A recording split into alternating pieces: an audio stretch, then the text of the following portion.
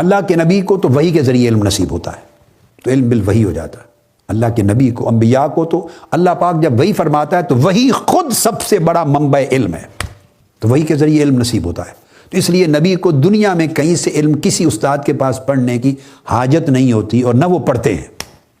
یہی وجہ ہے کہ نبی کو دنیاوی نہ کسی مدرسے میں جاتا ہے، نبی نہ سکول میں جاتا ہے، نہ کسی استاد کے پاس پڑھتا ہے، نہ زانو تلمذ طے کرتا ہے۔ تو نبی اس لیے امی، آقا علیہ السلام کی شان بھی فرمایا امی، کیونکہ کسی استاد کے ساتھ نہیں پڑھے۔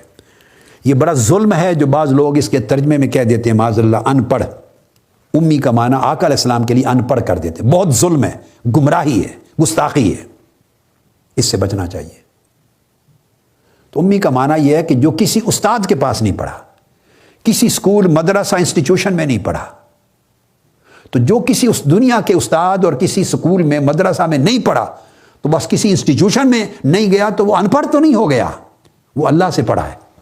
ہم سارے لوگ جو نبی نہیں، سارے لوگ ہم بندوں سے پڑھتے ہیں، اللہ کا نبی اللہ سے پڑھتا ہے، نبی اللہ سے پڑھتا ہے۔ تو ہم لوگوں سے پڑھ کر علم والے پڑھے ہوئے ہو گئے، کتنے ظلم کی بات۔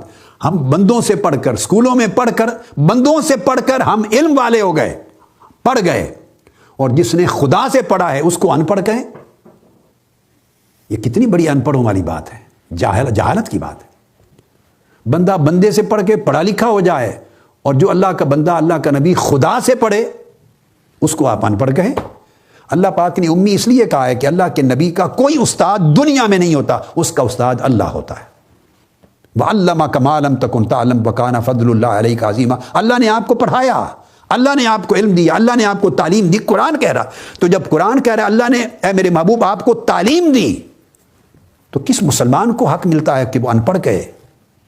خدا تعلیم دے رہا ہے اس کو، یعنی استاد صاحب اسکول میں تعلیم دیں تو آپ پڑھے ہوئے ہو جائیں، اور خدا ڈائریکٹ تعلیم دے یا بذریعہ جبرائیل امین کے تعلیم دے تو آپ ان کو معاذ اللہ ان پڑھ کہیں؟ نہیں۔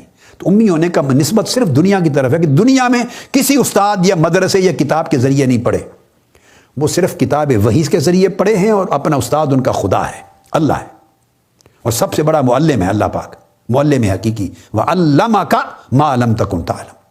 اللہ نے آپ کو تعلیم دی، علامہ مصدر تعلیم کے مصدر باپ سے ہے، اللہ نے آپ کو تعلیم دی۔